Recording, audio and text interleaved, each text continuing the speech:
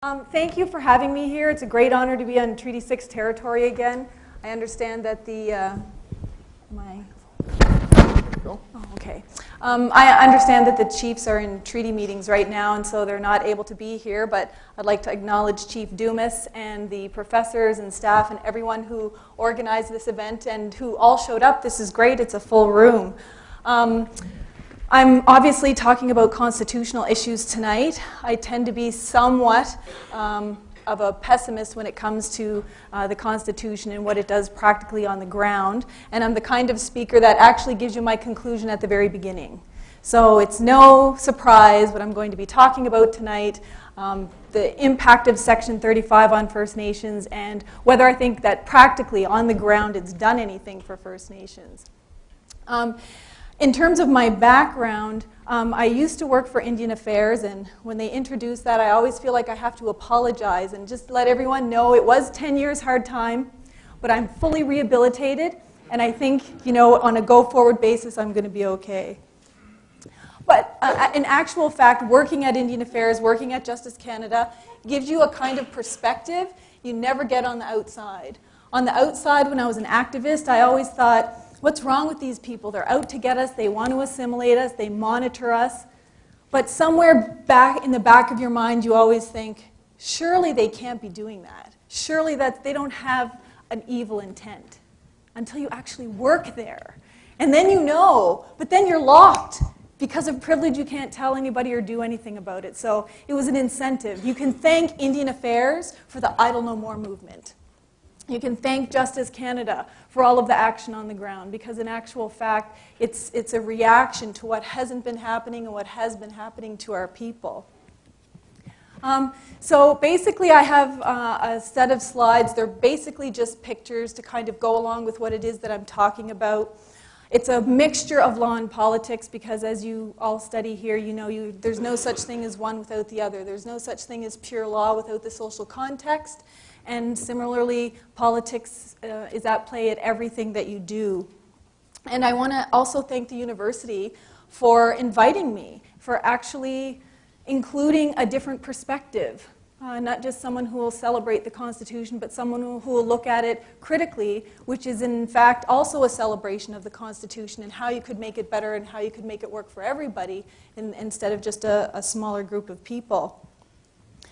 So my conclusion, which I'm starting with, is that Section 35 is in fact an empty shell of a constitutional promise.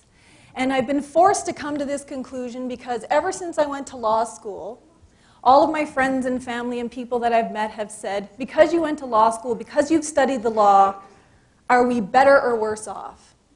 And all throughout the years, sometimes I was like, no, we're better off. No, I think we're worse off. No, we're better off. No, we're worse off. And people kept trying to poke me into an actual conclusion. And I couldn't come up with a conclusion until I looked at everything. Not just the case law, not just what the Constitution says, but the actual actions of the federal and provincial governments, the relationship with First Nations people, to do a complete analysis.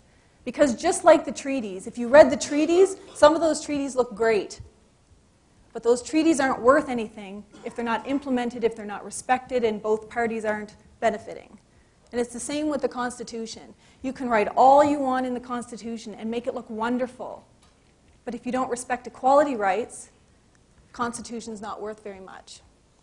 And so this is what I want to talk to everyone about a little bit, because there's lots of pros and cons. And for anyone who studies Indigenous law, there's lots of comparisons to the United States as well. Because in the United States Constitution, there's no reference, there's no similar Section 35 to protect Aboriginal and treaty rights for the tribes in the states.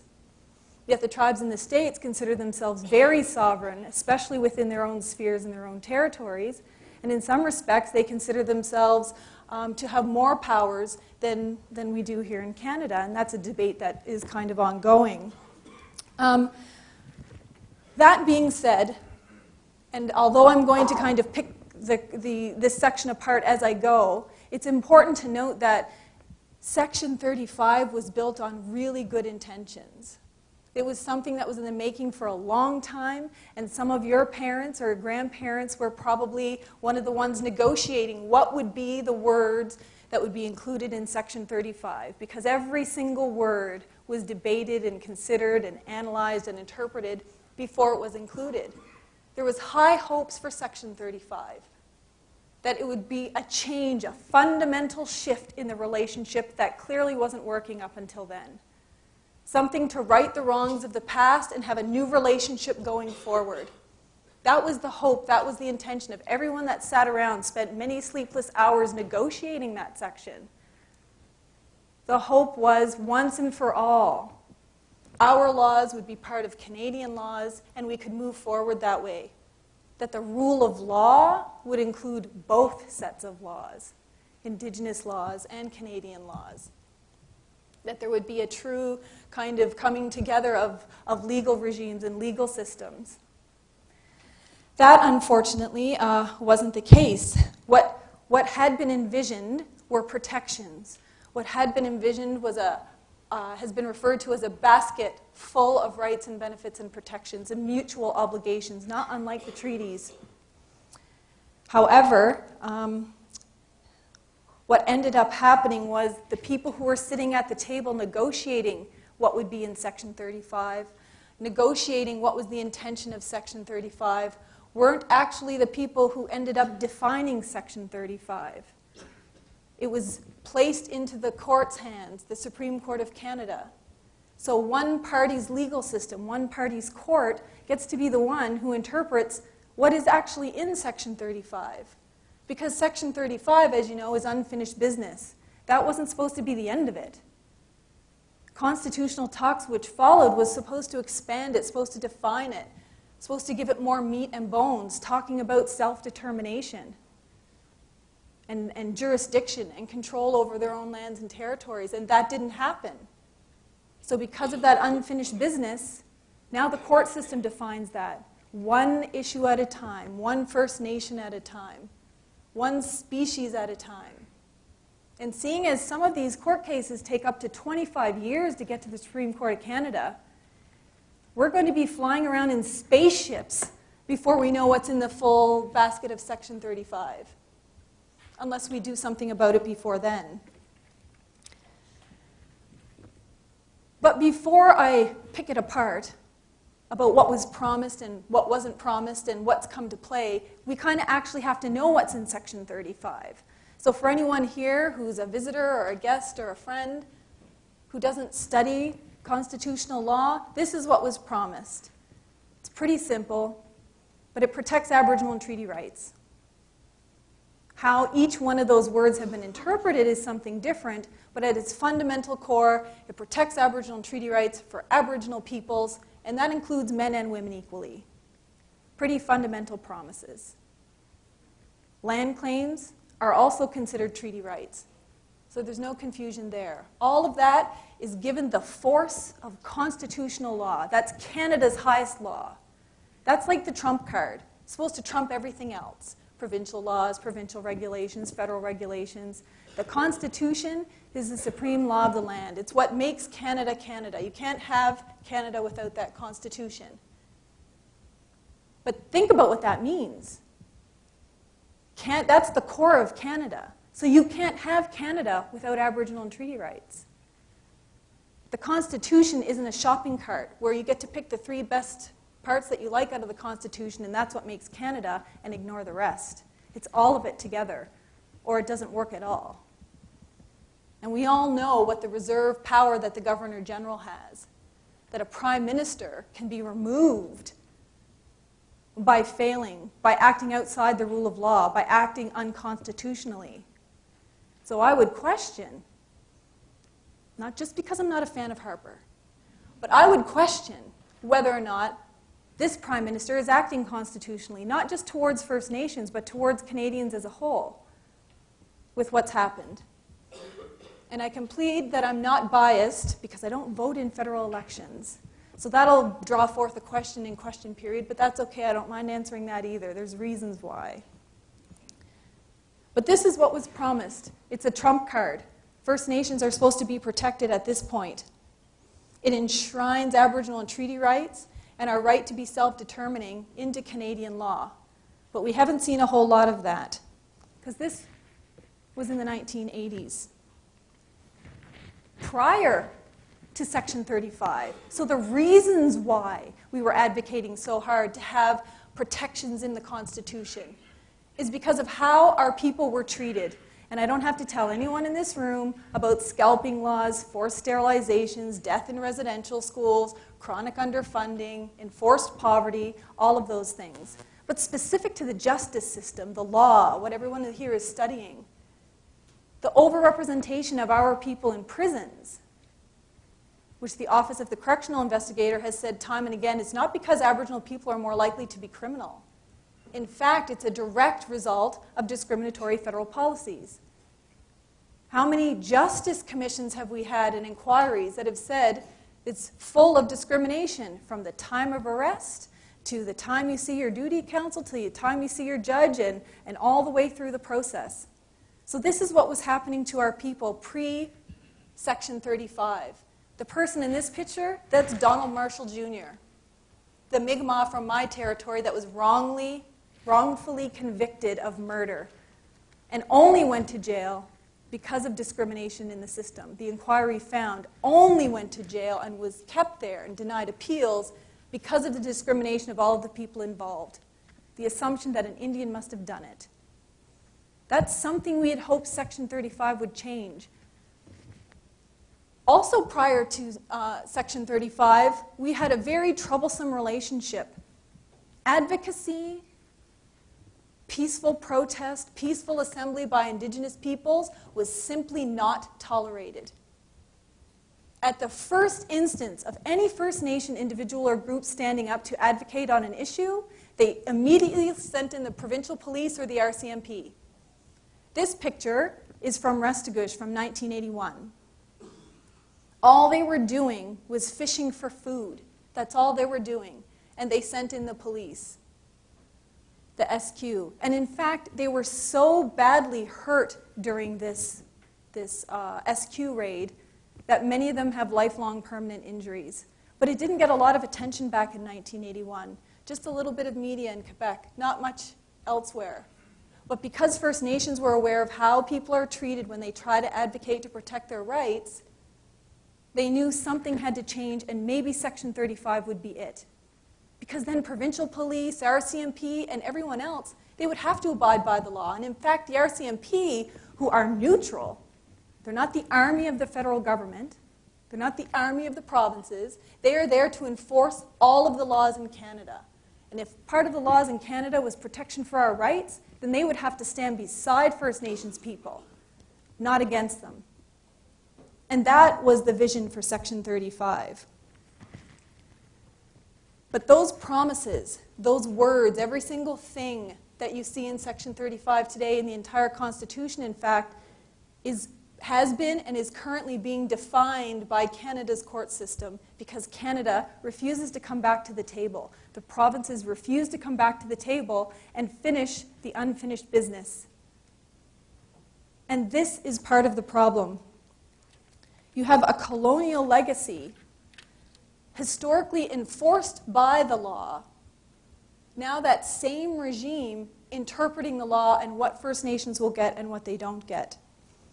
That hope and promise of change actually hasn't come forward from the Supreme Court of Canada, despite initial reactions to court cases.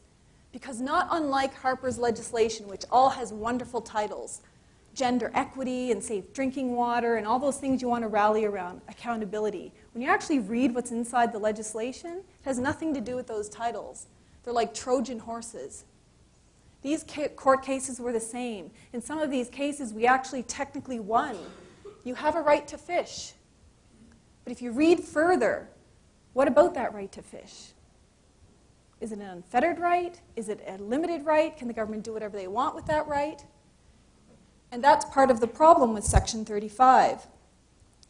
Who will benefit? The Supreme Court of Canada, not the parties who negotiated it, is deciding who is actually an Aboriginal person who gets to benefit. Who's a Métis person? Who's a First Nation person? Unilateral decisions are being made about who even gets the benefit of that and what their intentions are. And if you read every single case, from the very first Section 35 case to the most recent Ben case, you will see a complete 180 of where Aboriginal rights used to be held to where they're held today. From what they used to say the government and First Nations should be doing to work out these issues to what the Supreme Court of Canada is saying today. And that's how rapidly and drastically rights that were celebrated under Section 35 have changed. And it's creating a very different landscape for moving forward unless we collectively do something about it. So some of the major Supreme Court of Canada decisions, I'm forced to tell a little bit about them because we're in a law school and someone might kick me out or disbar me or something if I don't. So Aboriginal rights cases. You have the Sparrow case. First case where the Supreme Court of Canada really first looked at Section 35 and what are Aboriginal rights and to set up the test. And it made some really great promises to First Nations people. This was a very celebrated case by most people when it first came out because it promised Aboriginal and treaty rights can't be extinguished unilaterally anymore. Even if it could have been in the past, from this point forward, you cannot extinguish them. That would be against the law. That's a significant promise. That in order to extinguish it in the past even, you can't do it in an indirect way. You had to have a clear and plain intention. And regulation, all the thousands of regulations that exist, that's not enough to extinguish Aboriginal and treaty rights. These are significant pronouncements. Our rights aren't frozen in time. We're allowed to evolve past pre-contact time. Because surely if we only looked at pre-contact time, that's freezing us in time. But the Supreme Court of Canada assured us we are not freezing your rights in time. You do not have to fish with a spear. You don't have to live in a teepee, and you don't have to use a birch bark canoe. Your rights are not frozen. But the best promise that they made, and the one that upsets me the most because it's the one that they broke in Delgamuukw, is that Aboriginal rights have priority over everything else, every other interest except for conservation, which isn't a conflict with Aboriginal rights at all because First Nations people believe in conservation. And they made that promise in 1990. And every single court case since then has broken that promise. We were supposed to be number one in priority. No wonder they celebrated it. Then you have the Vanderpeet case that came shortly after that, and it's actually a trilogy. So Gladstone, Smokehouse, and Vanderpeet, and Sparrow. And they made some other promises. They said that Aboriginal rights must be given liberal interpretations. Not limited, liberal, expansive interpretations. And that if there's any doubt about whether or not there's a right or the content of the right or the scope of that right, that doubt gets resolved in favor of Aboriginal people. Not the government, not the provincial government, not mining interests, but Aboriginal people. That's a significant promise. It's another one that they haven't kept either. But the other really important thing that Vanderpeet said, to address all of the critics that were considering Aboriginal people just another minority group, just another cultural group, just another bunch of stakeholders or interest groups, they said, no, in fact, that's not the case. Aboriginal people have their rights constitutionally protected because they were here first, and not just because they were here first. They didn't just happen to be plants in a field somewhere before Europeans came. They were actually here first, living in communities with their own cultures, with their own government's laws and everything else, just like any other nation in this world. That's why their rights are protected. That's why it's different for them. It has nothing to do with race. Indigenous peoples aren't races. They're governments. They're nations. It'd be akin to calling Canada a race. It actually makes no sense biologically or politically. But that's a pretty significant statement to make, and I think a lot of people forget that. Our own members of parliament forget that. Our own ministers of Indian Affairs forgets that. The former Minister of Indian Affairs, John Duncan, was the biggest critic of what he called race-based rights. And then he becomes Minister of Indian Affairs under a conservative government. It shows the challenges politically, not just legally, but politically in advancing these rights. Vanderpeet was followed not long after by Pauli. Now, Pauli's not a general case. It dealt with Métis rights. But it actually gave some context. It actually gave some power, in theory, to the fact that Aboriginal peoples as defined in the Constitution, Indian, Inuit, and Métis, well, that the Métis people actually existed and that they had some rights. It took till 2003 to actually get them to talk about that. But Métis people had rights. But what's interesting about this case from a general Aboriginal rights point of view are the promises that the Supreme Court of Canada made. They said that the purpose of Section 35, the reason why it was created, was to protect Aboriginal identity and culture for future generations. That's the intent. And more than that, that ideas like blood quantum have nothing to do with Aboriginal peoples and their identity, and that it's wrong and can't be included when defining who are the Métis and who are not. So that case actually raised a lot of questions around, if we're going to have Section 35 in the Constitution, why aren't we reconciling all federal and provincial laws to match the rights protected in Section 35 of the Constitution? Because if you have an Indian Act that has a notional idea around blood quantum and bleeding out Indians so that they disappear over time, how is that consistent with Section 35 that says blood quantum should have nothing to do with it? And in fact, the Métis have a right to determine who they are. Or does that only apply to Métis and not First Nations people? These were questions that were left unanswered, obviously, because we're only dealing with one small issue at a time. But these are pretty significant promises. Promises that are made and meant to be upheld. But it's not just the Aboriginal rights cases. And obviously I can't go through them all, I'm just hitting the big ones. But it's also equally relevant to treaty rights, because Section 35 protects treaty rights as well as Aboriginal rights. You have the Simon case that came out in 1985, so post-Section 35, but it didn't include an analysis of Section 35. But what did the Simon case say that's still relevant today and extremely important? It said that treaties were as valid today as they were on the day they were signed. And if you think about the treaty that was in question here in the Simon case, that treaty was signed in 1752, before there was a country, before there was an Indian Act, before there was any colonial legislation dealing with who's an Indian and who isn't. That treaty is now constitutionally protected.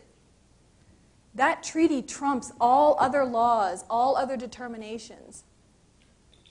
These are very important aspects of the Supreme Court of Canada decision. And the other thing they said was, it's not right, nor will the court permit the government to impose an impossible burden of proof on Aboriginal people. In the Simon case, they were arguing, in order to be a treaty beneficiary, you have to prove with genealogical evidence that you are related all the way back to a treaty signatory. Yeah, well, I challenge every Canadian in this room to prove whether or not they're related to King Henry V or something. Right? You can't do it. It's an impossible burden. If that's how you have to determine your citizenship, most of you, I think, are pretty much out of luck. It would have been the same for us. So there's a standard of reasonableness here, a standard of justice that the Supreme Court was allegedly saying has to apply. The Siwi case didn't mention Section 35, but it confirmed that just as with Aboriginal rights, for treaties, you have to give a large, liberal interpretation of the words on the paper. And there's very specific reasons why.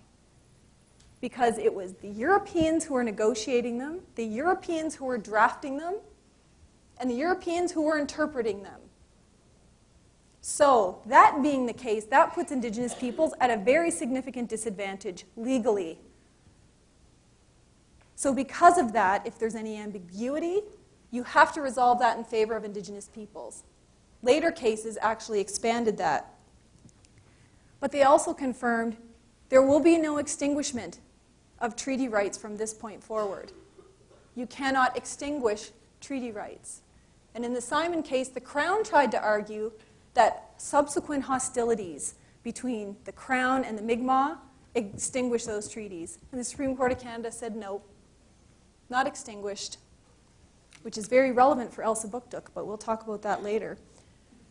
Then comes the Marshall 1 and 2 case. I try not to talk about Marshall 2 because that's really frustrating. It's like a completely new case, a rehearing. But Marshall 1, at least initially, upheld the treaty right not just to fish lobster, but to trade lobster, to make a living off of lobster. Something that up until then the Supreme Court of Canada said anything that looks, walks, talks, or acts even remotely European, we're not protecting that under Section 35.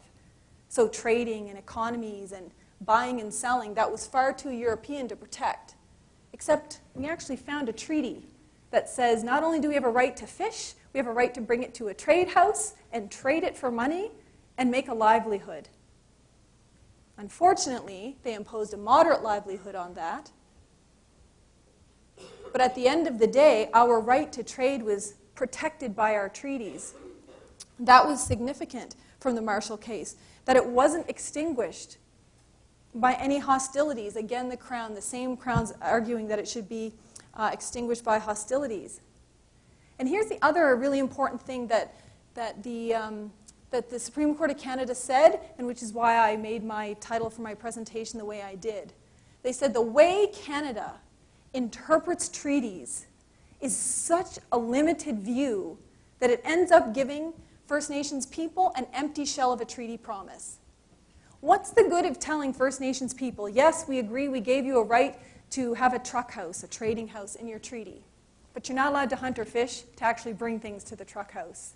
Not only does that not make sense, but it's a very limited view of what's in the treaties. So the Supreme Court of Canada says, okay, well, we're going to have to look elsewhere. It's not just the words. We're going to have to look at all the negotiation minutes, which finally we're starting to see the whole context. What were the Indians promised versus what was actually put in the treaties? And I think once they start doing that for the numbered treaties, they're going to see a very different scenario than how those treaties are being interpreted today.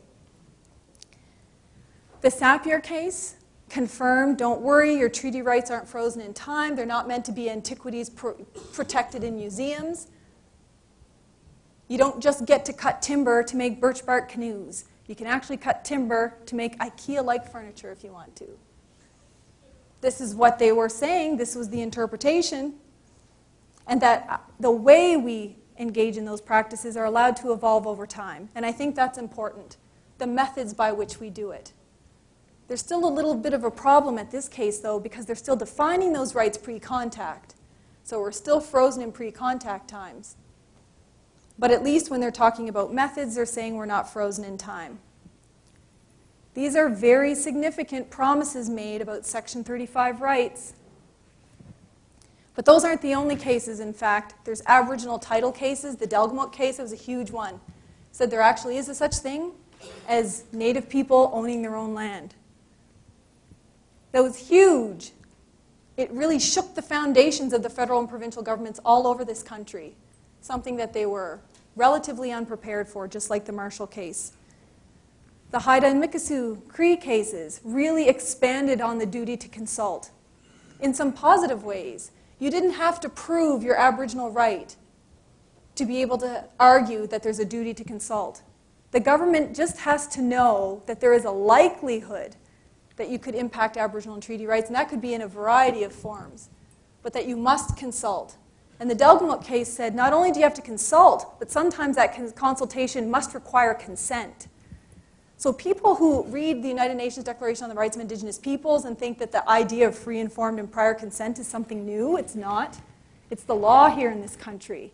But you won't see consent in anybody's draft or final consultation policies, federal, provincial, or otherwise. But that's the law here in this country, and it's very significant. So think about that. Everything that you've read in the Supreme Court of Canada, the Section 35, this is the rule of law in this country. I should be able to walk up to an RCMP officer and say, my right is being violated, I want to file an information, go after that jerk Harper, and do something about it. And I should be able to call up 200 RCMP officers beside me in riot gear, in full camo, and say, go into that parliament and do something about it. Because the RCMP are in theory neutral. They're just there to uphold the law, and this is the law in this country. People don't have to agree with it. We don't agree with all the laws, but you're deemed to know it, and as a Canadian citizen, you're required to follow it. It's the same for First Nations people. The fundamental change that was meant to be brought about by this rule of law, this Section 35 protection for our rights and all of the interpretations, has not come about. After Section 35, what's happened? This is post-protection of our rights. First of all, we have Oka, the Mohawks and Kanesatake, protecting their territory, their burial grounds, from a golf course. And it's not like they just woke up one day and said, hey, let's protest. They have been trying to advocate and protect their lands for generations. We all know the number of outstanding land claims in this country. They're significant. But post Section 35 protection, and we have Oka come about, and it was a big wake-up call. From July until September in 1990, you had one of the largest at this time civilian attacks by RCMP and military, or SQ and military. In the very beginning, the SQ went in with tear gas, flash grenades, guns. And of course, when First Nations from around the country saw this, it's not like we had social media back then, but we could see it on TV, and the Moccasin Telegraph is actually faster than social media. As soon as First Nations started to come in to support Kanesatake, the military was sent in. On a civilian population, the military was sent in against men, women, and children. Unarmed child. An unarmed child was bayoneted. And we all know who she is because she went on to win medals for this country. Something Canada should hang their head in shame about. That you can send in your military and attack little girls, and she will still go and fight for you to live up for our treaties. This is the kind of reconciliation that we're talking about, not just of words, not just of deals, not just economic development, but a real look at what's happening in this country and how do we fix it. We have everything we need. We don't need any more legislation. Because now it's about political will. And Oka showed there was no political will to look up to Section 35 and enforce it. It wasn't even mentioned during most of the media. Ask someone from Kanesatake whether or not their land issues have yet to have been resolved, whether their claims have been resolved after this. I think they'll tell you that they didn't. Unfortunately, though, Oka wasn't the only scenario. It wasn't the only flashpoint. So 1995, 10 years approximately after Section 35, generations after the Indian Act no longer makes ceremonies illegal, sun dancers in BC faced what has been called the largest movement on a civilian population in this country. 7,000 rounds of ammo fired, 9 armored personnel carriers, over 700 tactical RCMP people, explosive devices, survey planes, 5 helicopters, against people who were sun dancing, elders sun dancing on their territory. It breaks my heart when I go into my classes, my master's students' classes or my undergrad student classes, and they have no idea what happened in Gustafson Lake. That those same students who say, well, I don't understand why you don't just get over it, don't know what it is that I'm actually supposed to get over. And this is in a period where Section 35 is saying we're going to protect your rights. Surely the right to Sundance is protected. Not just in Section 35, but in other sections of the Constitution. These are core promises that are broken. It cost over $5 million to engage in that attack on the Shuswap people when the land that was involved was worth a fraction of that. Could have been easily resolved. 1995, same year. You have a provincial government and a federal government saying very clearly what they think about the Section 35 promises. And I'm sure everyone is aware of these quotes. Get the effing Indians out of the park. That's Canada's commitment. That's Ontario's commitment to Section 35. The Ontario Provincial Police, I want to amass an effing army, a real effing army, and do this. Let's do these effers big time. No mention of Section 35 in those quotes. Never mind that the Stoney and Kettle Point Ojibwe people actually had land rights. They had spent numerous months negotiating peacefully. You expropriated these lands from us for military purposes. You don't use them for military purposes anymore. Grant them back to us. They had peaceful protests in the park. Yet one of our own ended up dead because of it. There was a major inquiry, the Ipperwash inquiry. Issues around Section 35 and what it means should be in the forefront of every person's mind when they think about these things. But it didn't stop after that. Even after the death of one of our own, even after the bayoneting of a child, after all of the injuries that have occurred to Indigenous peoples, you have in Listugush in 1998, the same people in 1991 who tried to go fishing and the SQ came in and beat them up. In 1998, this time, they don't want timber operators on their territory without them also being able to harvest timber. And the government's immediate reaction was, you have no right to this timber. You have no right to this land. And the traditional government took over and shut the whole operation down. Why does it take that for someone in government to say Section 35 has to have some kind of meaning? We have to have some kind of legal obligation because it's constitutional protection. But the interesting thing actually about Listugush is that the government started to change their tactics with this one. There was immediately, right off the hop, a smearing campaign of the people who were actually involved on the ground blocking the timber companies. And they were called dissidents and radicals because that played to the Canadian population, because that sounds dangerous and scary. And I wear camo for a reason. Because those are some of the reasons why Sun Media thinks that I'm an eco-terrorist and a radical, because I go to Le Chateau and buy a blazer that's camo. You know, these are not Army-issued fatigues. But those words are powerful and images are powerful. And when you start calling people dissidents and radicals, that sounds like the kinds of wars that happen on TV in other countries that are really scary, and we're so glad that doesn't happen here at home. Well, and for Indigenous peoples, it does happen here at home. And it's a very big reality, and it's a scary reality. But then, here is what happens when not only do the Mi'kmaq people have a treaty right to fish lobster and sell it, but they go to the Supreme Court of Canada, they do their time, they spend the money, and they win the court case.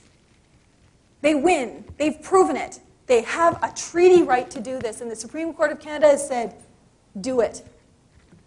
And they go out and fish lobster, and what happens? The non-Indigenous population rises up, destroys their traps, uses their boats to create a flotilla so that the Mi'kmaq people can't come out and fish. And the RCMP stands by and watches it all happen. The Mi'kmaq people ask them for help and they refuse. But then what happens when other First Nations say, well, this isn't right, you just won your court case, and Mohawks start coming in, and Cree people start coming in, and Maliseet people start coming in to say, we're going to give you blankets, and we're going to do ceremonies with you, and we're going to give you food, and we're going to be there to support you and help babysit your children while you're out exercising your right. They send in the RCMP and the DFO to shut it all down. And they don't shut it all down by saying, listen, here's an injunction, you got to stop. They ram Mi'kmaq fisher people's boats. They beat them with clubs, they spray them with pepper spray while they're in the water, and then they arrest them for resisting arrest. I don't really know how you resist while you're swimming, but these people barely escaped with their lives. That's what a win in the Supreme Court of Canada gets you on a Section 35 right. How can this be? If anyone's going to walk around and say, I'm a Canadian citizen and I actually like my Constitution, then everybody should be ashamed of that. But it goes on and on. We have Caledonia from 2006, and there's no end date there, because that issue hasn't been resolved either. These flashpoints are going to keep coming, and the interesting thing about Caledonia is since 1764, Six Nations has been advocating for their land in Caledonia. It was promised to them in the Haldimand Tract. It was actually deeded to them. And all of that land was illegally taken and used to pay for McMaster University, used to pay for the town of Brantford. The millions of dollars that the Crown accrued from stealing those lands, which were actually deeded to Six Nations, was used to create an entire community, entire city, universities that everybody benefits from. And it remains unresolved today. In that scenario, there's been no resolution. What does Section 35 mean to any of those people in Six Nations, except a lot of bad press? And that's the kind of press that the right-wing media likes, because the minute you put on camo or wave a flag around, it means you're a dangerous warrior. Nothing changes, and we keep negotiating, we keep coming to the table, and we keep yelling at our chiefs. What's wrong with you guys? You're not changing anything. We have been telling you as community members for years. We're suffering. Our rights are being denied. Do something. And every time they do something, they risk jail. They risk having their funding taken away. They're forced to manage poverty and be the face, the frontline face for that. So what happens in 2012 and 2013? The people said, well, you know what? The real power's with the people anyway. Our chiefs, we can't send our chiefs into battle alone. You can't win a battle as one person. We have to have the backs of our leaders, and the leaders have to have our backs. And so, well, we're actually going to do something about this, because Section 35 still means a lot to some people in the Idle No More movement. It was significant that the Idle No More movement came out and it was Canada-wide. They were arguing against discrimination that's prohibited in our Charter of Rights. You cannot fund First Nations children's schools at half of what provincial children get. You can't chronically underfund child and family services, water, sewer, housing, and health, and not expect the number of First Nations to die premature deaths every year because of it. This isn't political stuff. It's a matter of life and death. Our people are dying because of the status quo. And Section 35 hasn't done anything to change that, in my opinion. Idle No More was also about getting back to this nation-to-nation relationship. Stop treating us like wards. The paternalistic solutions that your bureaucrats keep coming up with, that keep crucifying us over and over again, clearly not working. So, you know what? We couldn't do any worse than you. Why don't you give it a shot and let us be? But even that wasn't enough to scare Harper. It scared Sun Media to death. They thought we were all going to kill everyone in their homes. But aside from Sun Media, it really didn't change anything at the federal level. Nothing changed. Harper would have let Chief Teresa Spence die on the Hill if the First Nation chiefs let her. And that says a lot about this country. So what happens? We're hopeful that Idle No More changes things. We start going into talking mode, planning mode, negotiating mode.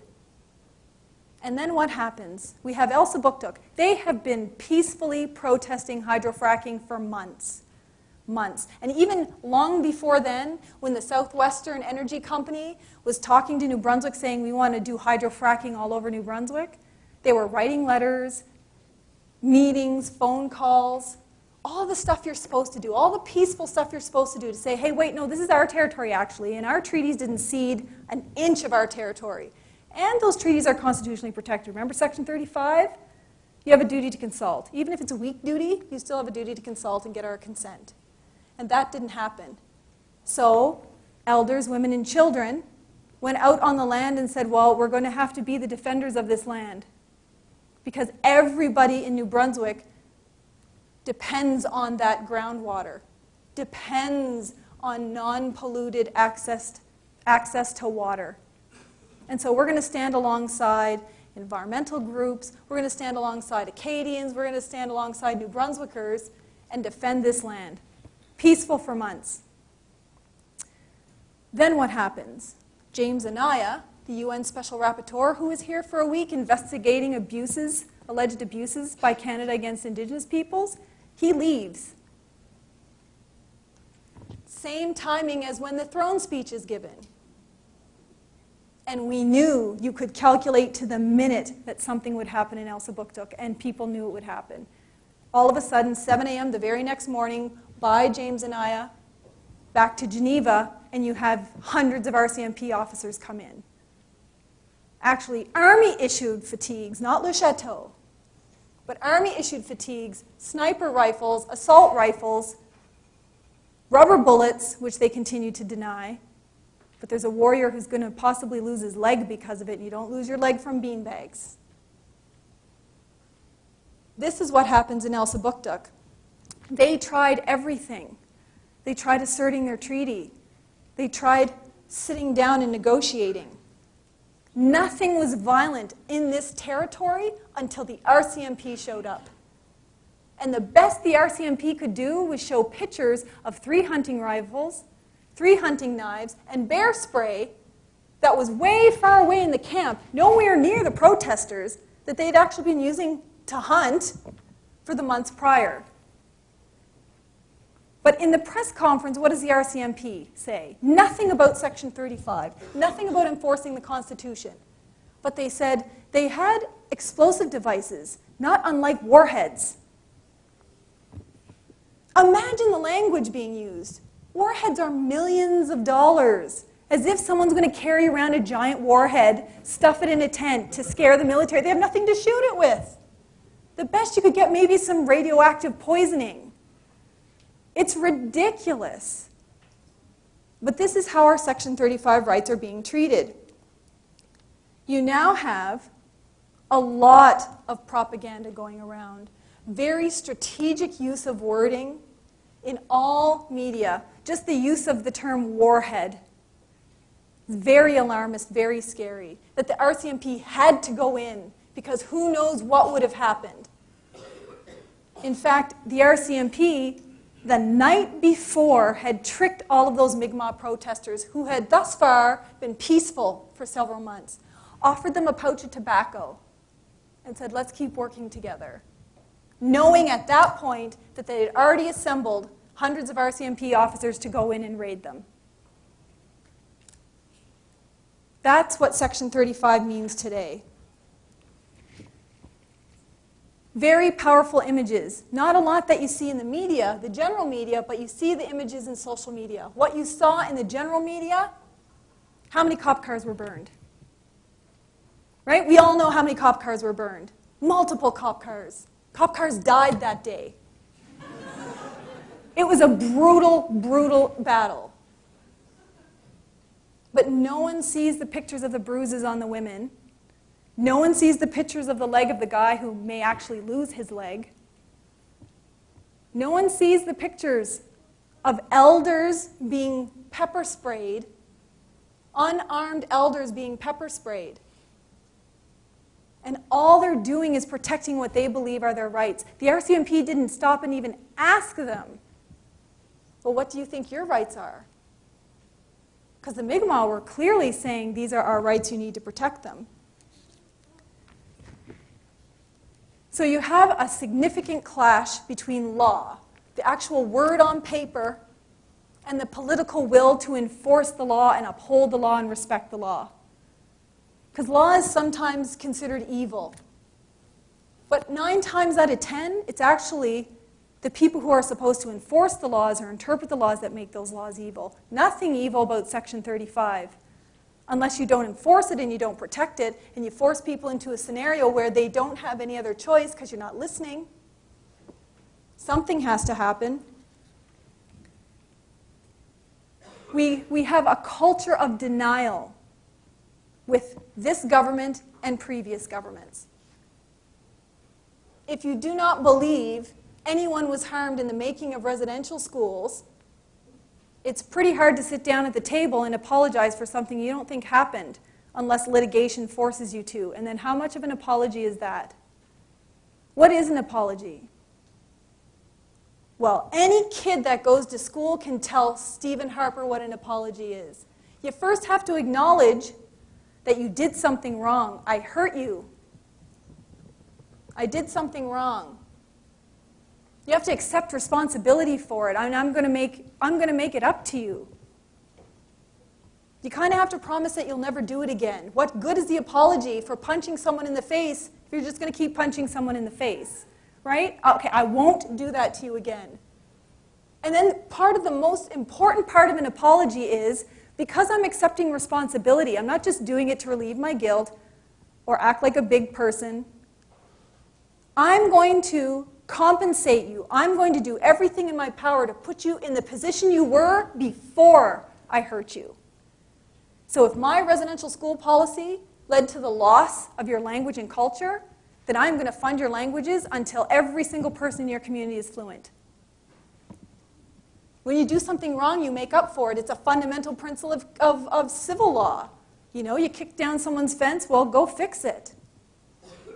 Compensate people. And compensation doesn't always mean money. Everyone thinks First Nations, all they want is money. I would give $1 billion to be fluent in my language today. There's nothing anyone can do other than put me in an immersion course to give me back what's most important to me. They can keep the $1 million.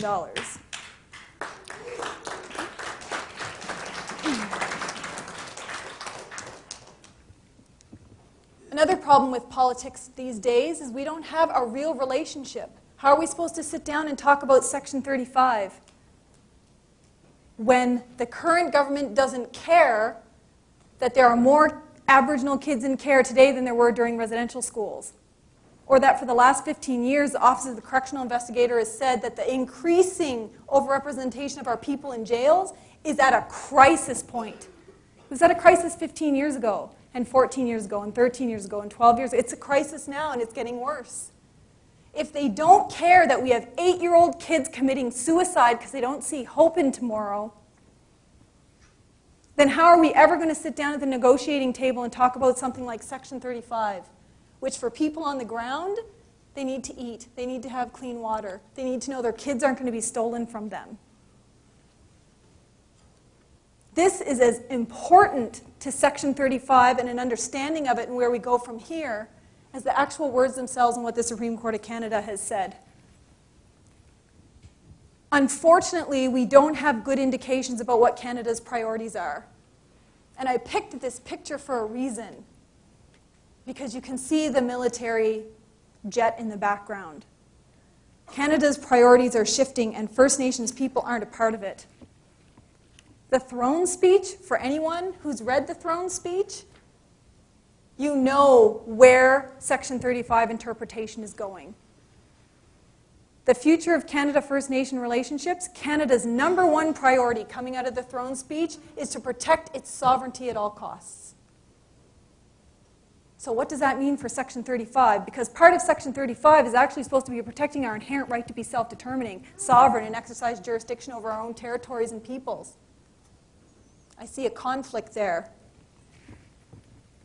That Canada is the one that owns the natural resources, aside from the provinces freaking out about that a little bit.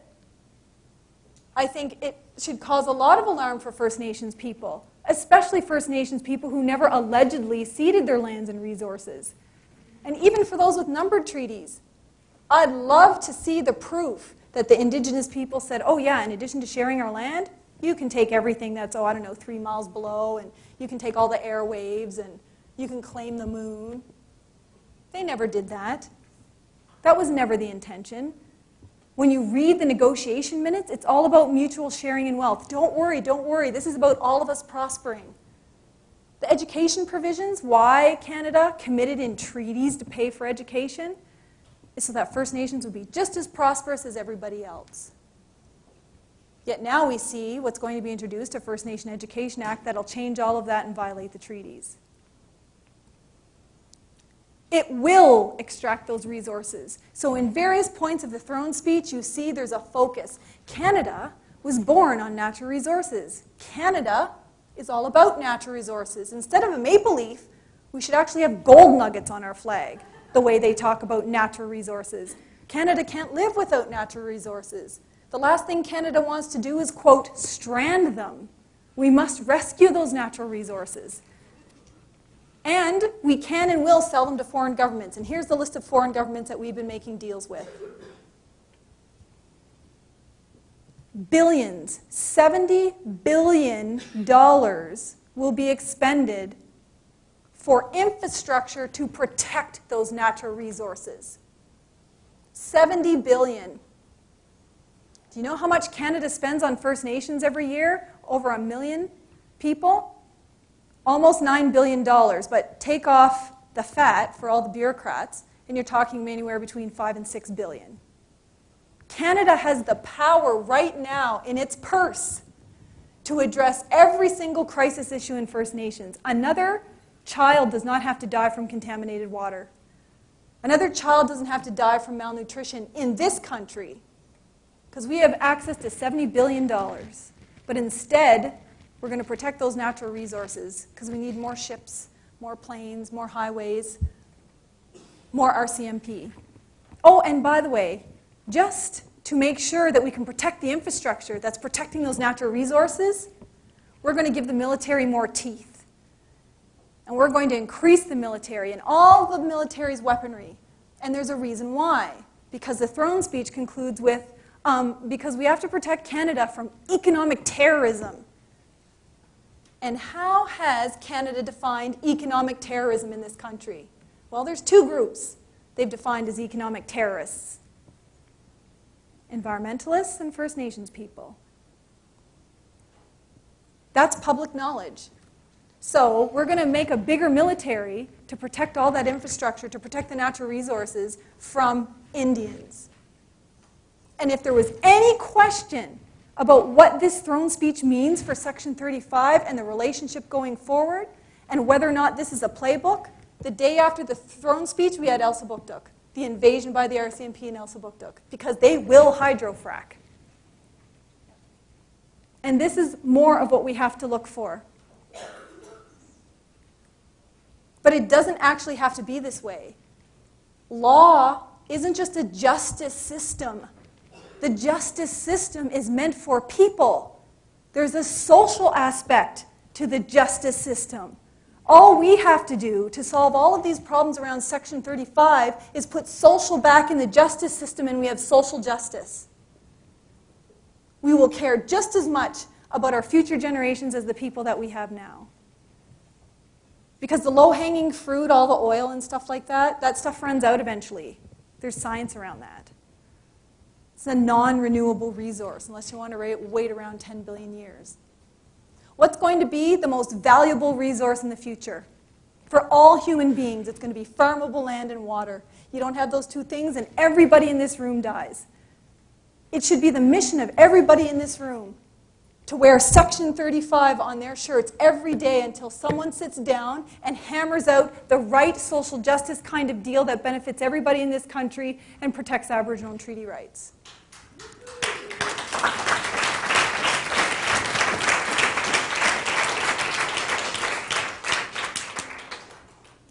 So the answer to the question about whether or not we're better off with Section 35, I know there'll be people in this room who can point to a deal that was made. A fishing deal, people who got economic development in boats and individual isolated issues. But at the end of the day, on a holistic basis, have our land rights, our rights to self-determination, or any of those big issues been dealt with? Has any of the socioeconomic crises in our community been dealt with? And the statistics are there.